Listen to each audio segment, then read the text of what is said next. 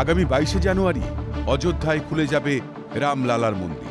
আর সেই রাম মন্দির উদ্বোধন উপলক্ষেই বাংলার বুকেও আয়োজিত হচ্ছে একাধিক অনুষ্ঠান এবং কর্মসূচি।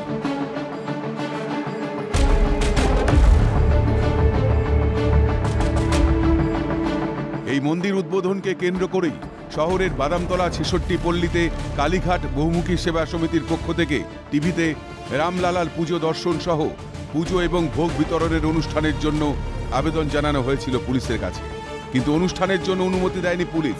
এই কারণেই বুধবার অনুষ্ঠানের অনুমতি চেয়ে কলকাতা হাইকোর্টের দ্বারস্থ কালীঘাট বহুমুখী সেবা সমিতির সদস্যরা। বুধবার হাইকোর্টের বিচারপতি জয় সেনগুপ্ত মামলা দায়েরের অনুমতি দিয়েছেন। আগামী সোমবার শুনানির সম্ভাবনা রয়েছে এই মামলার। অভিরূপ হাজরার রিপোর্ট, ক্যালকাটা নিউজ।